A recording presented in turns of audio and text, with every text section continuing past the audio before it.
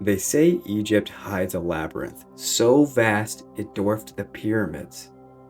Herodotus called it the greatest wonder he had ever seen. Strabo wrote of endless halls and courts. For centuries, its memory has haunted history, and now some believe it may still lie beneath the sands of Hawara.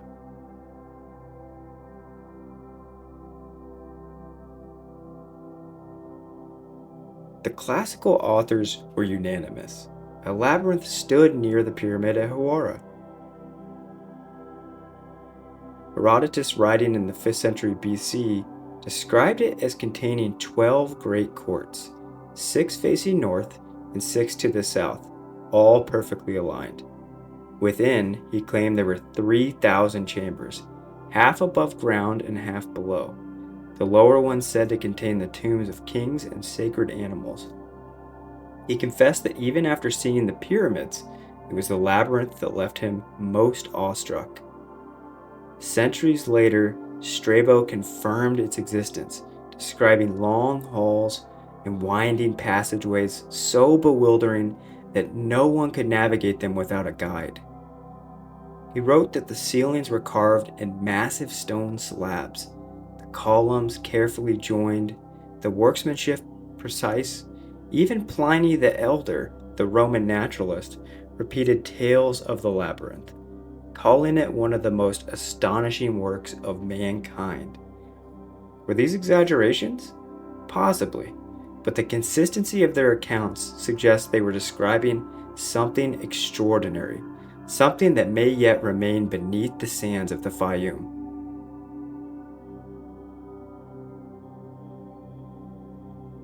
In the late 1800s, archaeologist Flinders Petrie came to Hawara determined to find it. What he uncovered were fragments, foundation walls, scattered shrines, pieces of columns, and carved limestone. Much of the structure had been stripped away over the centuries, its stone quarried for other buildings. Still, Petrie carefully measured what remained and reconstructed on paper what he believed the labyrinth once looked like. Rows of colonnades, shrines, and courts arranged beside the pyramid of Amenemhat III. His drawings echoed the descriptions of the ancients, but what he saw in the sand was only the faint shadow of what had been.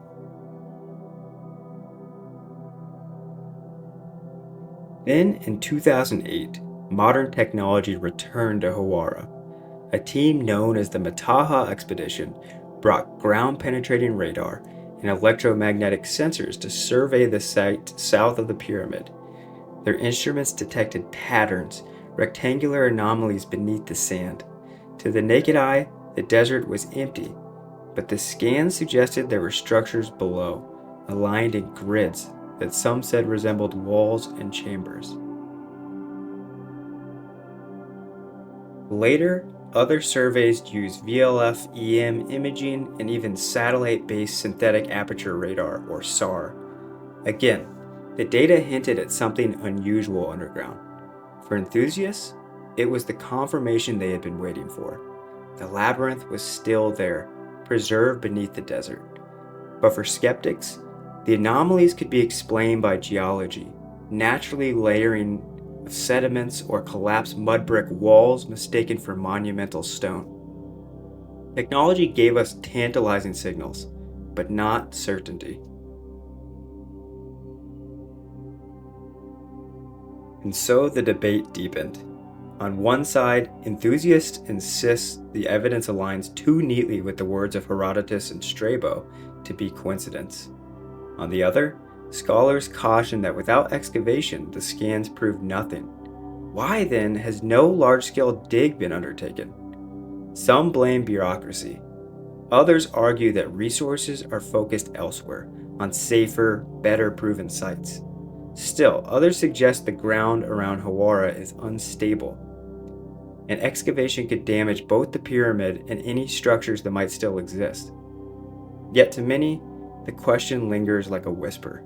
Are we standing atop one of the greatest lost monuments of antiquity and being kept from knowing the truth?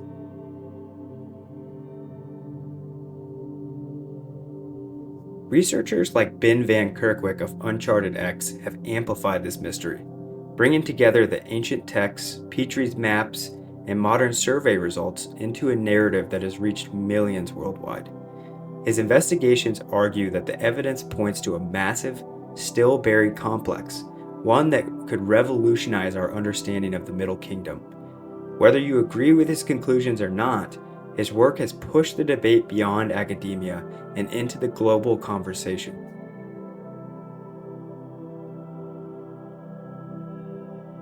The stakes, if true, are enormous. Confirmation of the labyrinth would be one of the greatest archaeological discoveries of all time. Mainstream scholars attribute it to Amenemhat III of the Middle Kingdom, suggesting his reign produced monuments as ambitious as the Great Pyramids themselves. But some argue the pharaoh may have built atop something far older, an inheritance from a forgotten age. Imagine what might still lie beneath. Carved inscriptions, statues, entire chambers filled with records long lost.